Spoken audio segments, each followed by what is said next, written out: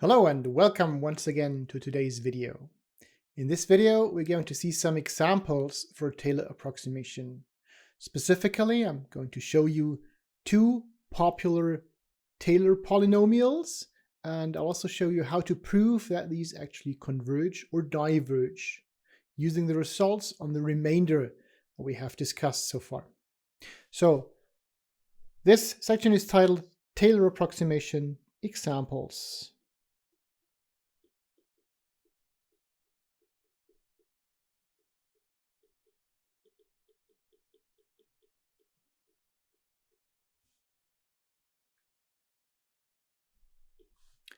And we'll start with a first example that we have already seen, at least part of that. That is the exponential function.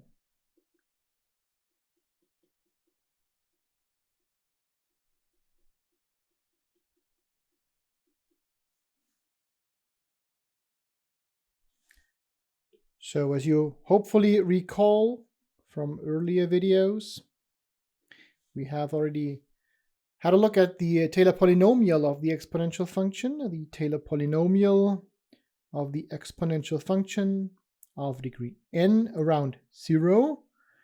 And that is given by the sum from 0 to n over x to the power of k divided by k factorial.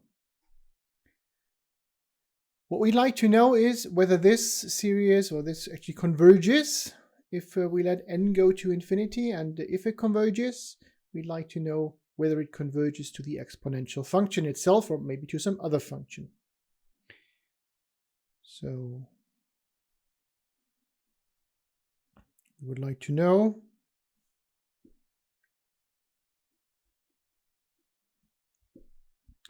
whether this Tn of the exponential function for n to infinity, whether that actually converges to the exponential function at the point x. And we're going to find out by having a look at the remainders. So we'll start with an arbitrary point x in the reals. So let x be any real number. Then by one of the theorems that we've discussed in previous videos, we know there is some x tilde between 0 and x such that the remainder has a certain form. And I'll write that down in just a second. So then there is some x tilde between 0 and x with, and that remainder are n at the point x, is then given by, as you might remember, the n plus first derivative at the point x tilde divided by n plus 1 factorial times x to the power n plus 1. So in this case, the n plus first derivative of the exponential function is, of course, the exponential function itself. So what we have here is e to the power of x tilde over n plus 1 factorial times x to the power of n plus 1. And now we would like to know whether this remainder goes to 0 or not. So the question is Rn of x for n to infinity, is that going to tend to 0 or not? We'll start by choosing a large enough number n. And I'll tell you in a minute what I mean by large enough. So let us choose n greater or equal to the absolute value of x. If you don't like absolute values, just think of a positive x, and the proof for the negative values will be pretty much the same. But we can do this all with just one attempt if we choose n large enough so that it's larger than the absolute value of x. Okay? If that is the case, then we may write n in the form n0 plus t, where n0 is already at least as large as the absolute value of x, and t is something on top of it. So n0 is at least, n0 is at least the absolute value of x, and t is a natural number.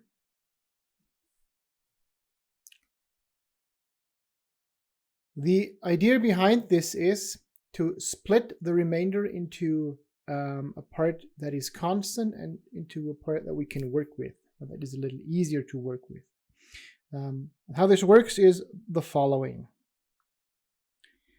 What we do is we have a look at this remainder here, and more specifically at its absolute value, which is not really any constraint because the remainder, as was shown above, has this form here, e to the x tilde over n plus 1 factorial times x to the power n plus 1. E is non-negative anyway. N plus 1 factorial is non-negative, so the only thing that might be negative is this x here, and that means the absolute value of our n is the same as this here. So we just need the absolute value around the x's. Now, with the n0 and the t that we have just chosen, we can rewrite this in the following way. We can rewrite this as e to the power of x tilde over, now n can be expressed as n0 plus t, and then we have this plus 1. So that's n0 plus t plus 1 factorial. And the same thing for the x's, so we have x to the power of n0 plus t plus 1.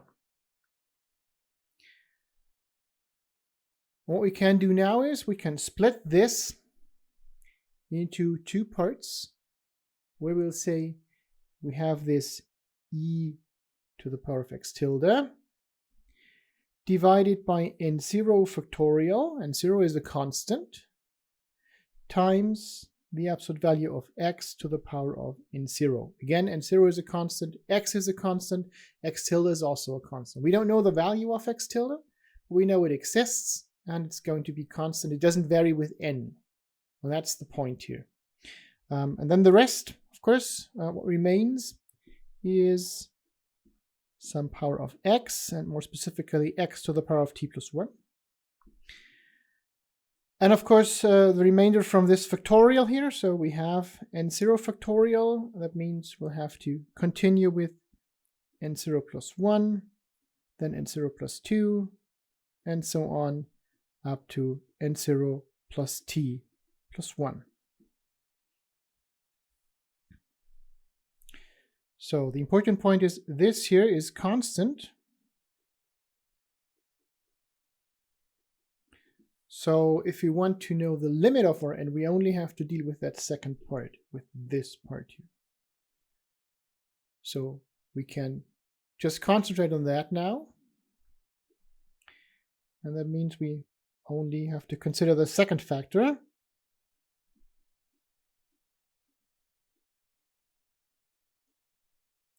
By which I mean this expression here.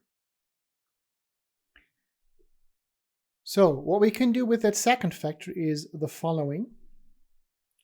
Let's write it down once again. So we have absolute value of x to the power of t plus 1 over n0 plus 1 times, and so on, n0 plus t plus 1. Now, what do we know about this? Well, we know several things. First thing we know is n0 is at least as large as the absolute value of x.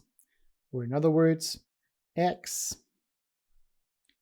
or its absolute value, is less or equal to n0. So we can turn this into an inequality and just replace x by n0.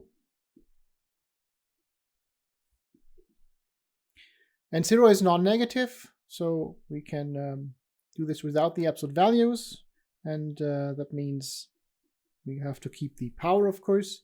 So we replace x, absolute value of x, by n0, and then we get n0 to the power of t plus 1.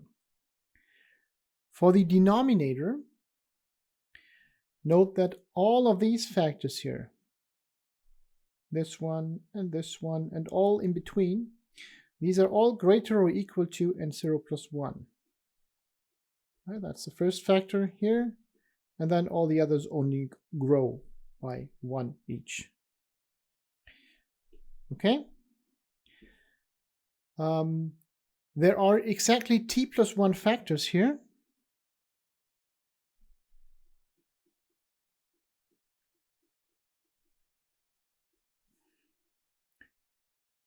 And if we make the denominator smaller, then the fraction gets larger. And that means if we replace every factor in the denominator by n0 plus 1, then this will also work with this inequality here. So we can write n0 plus 1 to the power of t plus 1 instead of all these different factors. And now we're almost done here. If we have a look at this, then we'll see this is exactly, well, n0, of course,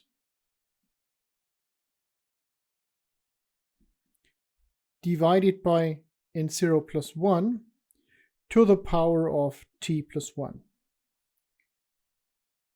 And now letting n tend to infinity basically amounts to letting t tend to infinity. We fix that n0 suitably, and then we let t grow. So this expression in here, that is a fraction that is less than 1, strictly less than 1.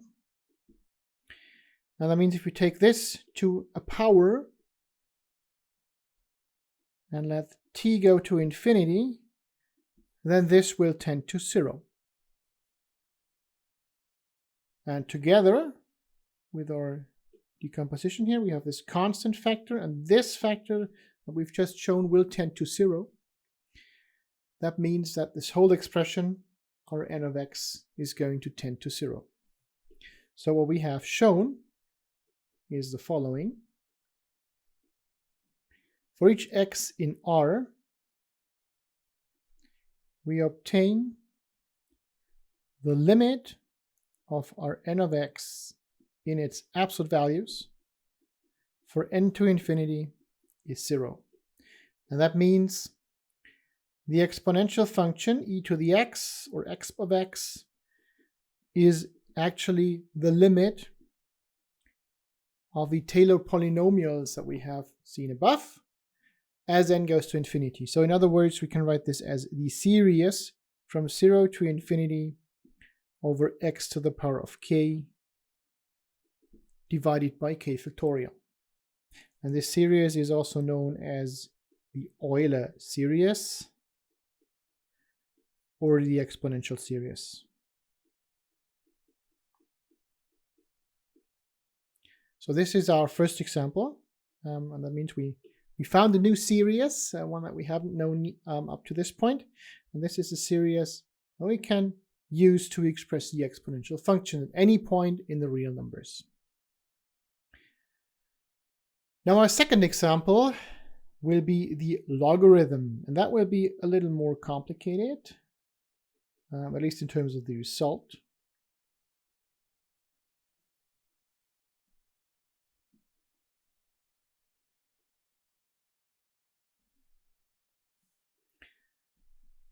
To make notation a little easier, we'll not look at the logarithm directly, but instead we look at the logarithm of x plus 1. The reasons for this will hopefully become clear in a minute. What we like to do is we'd like to have the Taylor polynomial around the point 0 to make things a little easier. But that point 0, of course, is not a good choice for the logarithm as it's not defined at 0. The root of the logarithm is 1, x equals 1. So that's kind of the natural point, the nicest point of the logarithm that you have. So you'd like to to the Taylor polynomials around that point. However, to keep the series notation a little easier, we'd still like that to be centered at 0. So instead of the ln, we will have a look at the function ln of x plus 1. Yeah, so we make the shift in the argument. Let us write that down precisely. So we consider the function f defined on the interval from -1 to infinity to r. And we'll have that defined as f of x equals the natural logarithm of x plus 1. And also we consider, as I just said, we consider x star to be 0. So we want the Taylor polynomials around 0 of that function f. Effectively the same thing as having the Taylor polynomials of the logarithm around 1. But again, the notation becomes a little nicer. As we know, f of x star is the logarithm of 1, and that is 0. So the function value itself is nice already. Now, what about the derivatives? We need all the derivatives here. So let's start with f prime. F prime is, well, the derivative of the ln, we know that. That is 1 over the argument. And we might have to apply chain rule. So 1 over the argument, that is 1 over x plus 1. And applying chain rule, so differentiating that argument, once again, that yields 1. So that's not a problem here. F double prime, well, what we have here basically is, can also be expressed as x plus 1 to the power of -1. So using the usual differentiation rule that we have shown to work in under this circumstance as well, means we take this exponent, put it in front of the function, and reduce that by 1. So what we get is x plus 1. Then we have a minus in front of it, -1, and the exponent will become -2. Or in a more traditional writing style, this is -1 over x plus 1 squared. Same thing will work for f triple prime. Again, we take this exponent, -2, multiply it here in front, so -1 times -2 is +2, and reduce it by 1. So that'll be to the power of -3 then. Okay, so what we get is 2x plus 1 to the power of -3, or in other words, 2 over x plus 1 to the power of 3. And as you can imagine, this is exactly how it will go on. Let's do f4 as well. Now this -3 multiplies here. So again, the sign will change. We'll get a -2 times 3 now. And then we have x plus 1 to the power of -4. So in other words, -2 times 3 over x plus 1 to the power of 4. And as you can see, -2 times 3, that of course is the same as -3 factorial. And here, of course, for the third derivative, that would be the same as 2 factorial. And again, this here would increase. In the next step, we will get the 4 here and the -4 to be more precise. So the sign will change again. And we get 4 factorial instead of 3 factorial, and so on. So the pattern, I think, is clear. We can see that fk of x is of the form where the sign changes in every step. We start for the first derivative here, we have a positive sign, so that means it's not -1 to the power of k, but -1 to the power of k minus 1, or plus 1. No, it doesn't really matter. Then here we always have k factorial, or rather k minus 1 factorial.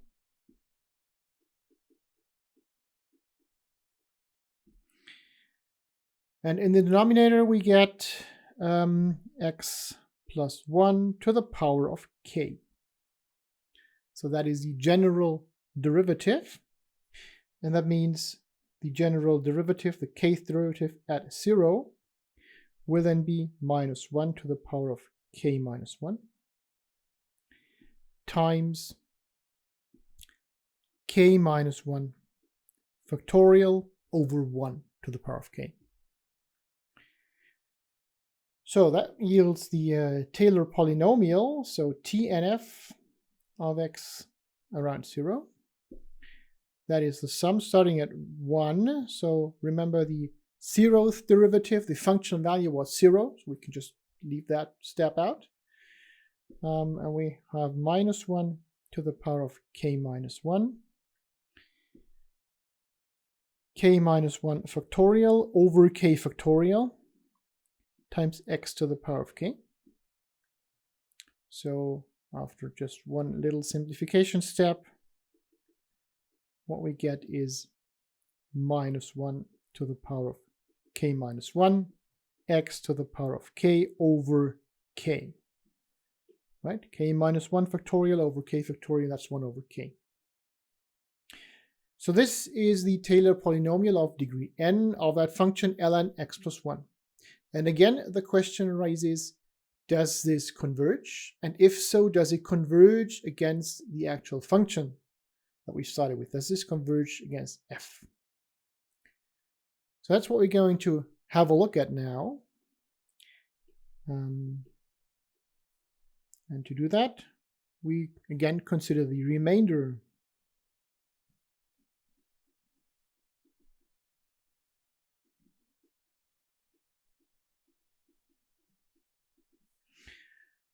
This remainder is our n of x. Again, we want the absolute value of that.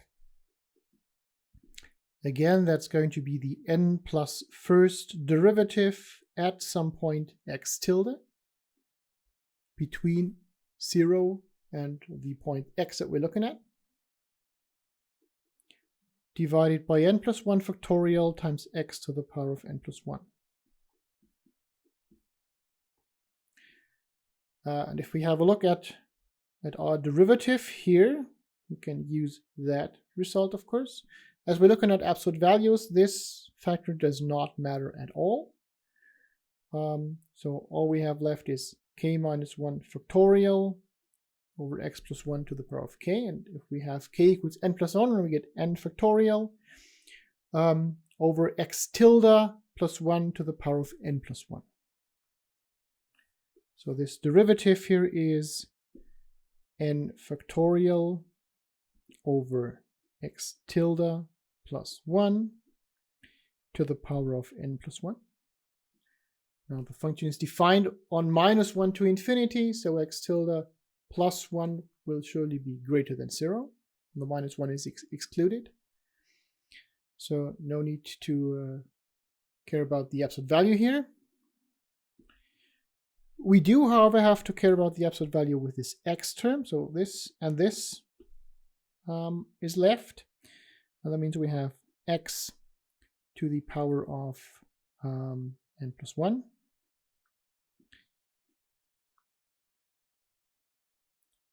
over n plus 1 factorial. And now again, we can simplify this a little. So n factorial, n plus 1 factorial mostly cancel out.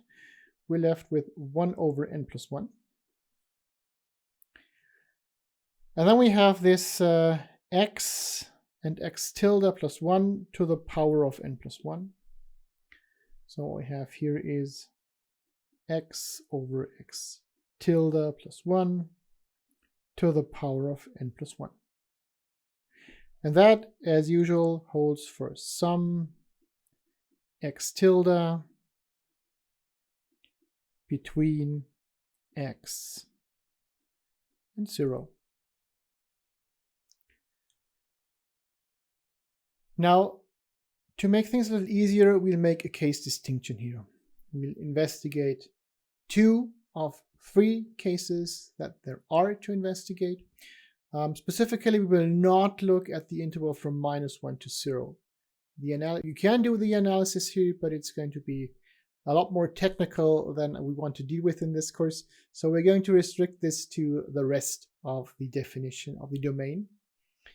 And we'll investigate x between 0 and 1. That's one possible interval where we can do the investigation. And we'll also investigate values of x that are greater than 1.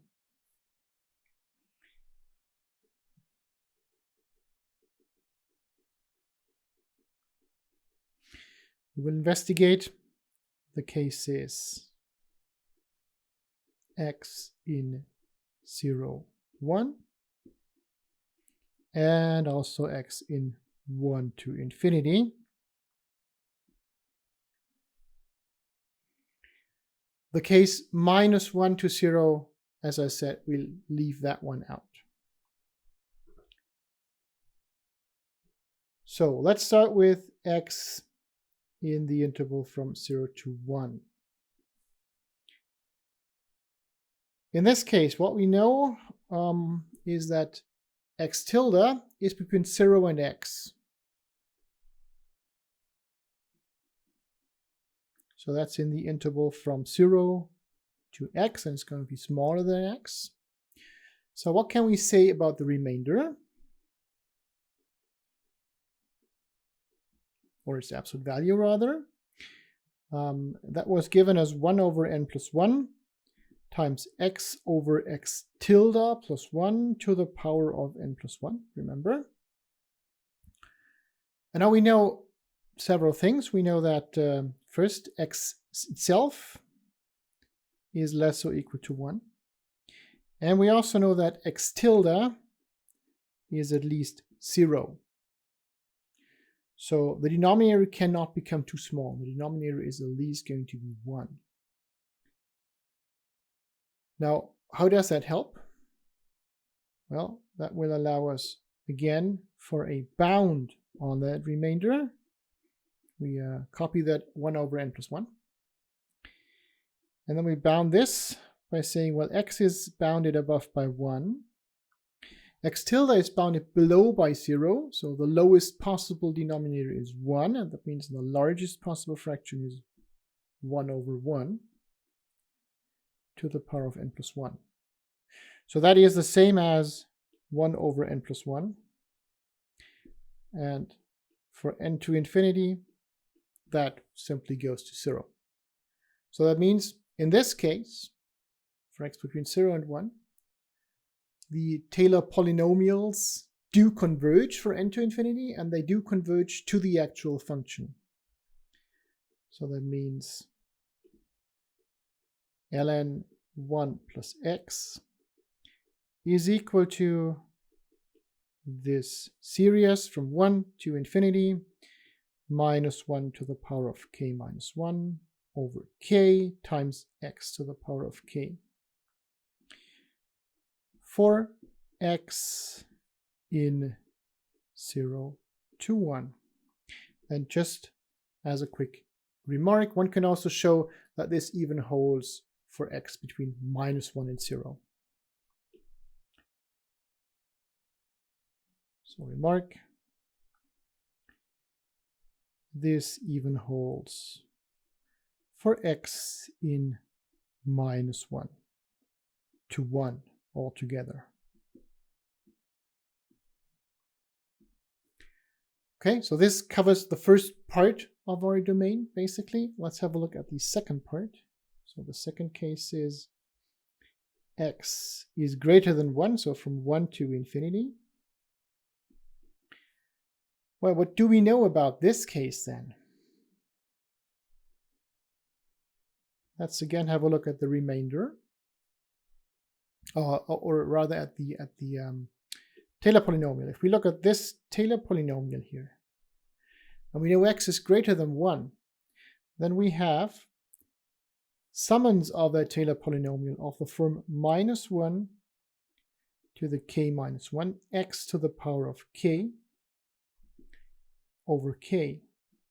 So if we take the absolute value to get rid of this -1 to something, then we have something of the form x to the power of k over k. And if x is greater than 1, then this here will tend to infinity. This here will also tend to infinity, but as we know from earlier investigations, the limit of that is going to be infinity. So in particular, that does not tend to 0.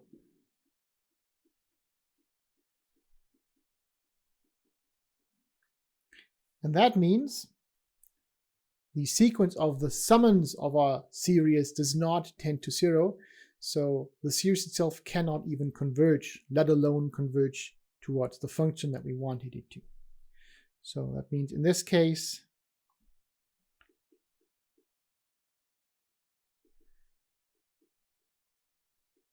this expression here, the series here, does not converge. So this here really only holds for all x in -1, and not for values of x that are greater than 1. So we have a Taylor series, a Taylor approximation for the logarithm, but we have not extended that to the real numbers, but only have an approximation on this specific interval. So that concludes our examples about Taylor approximation. As you have seen, we have already worked with expressions where n tends to 0, so formally these are series, not polynomials anymore. And of course, there's also a name for those. Those will be called Taylor series, unsurprisingly. We'll formally define this in one of the upcoming videos, and then we'll have a look at other fields of calculus. And specifically, we'll have a look at integration. And as usual, I hope I'll see you then.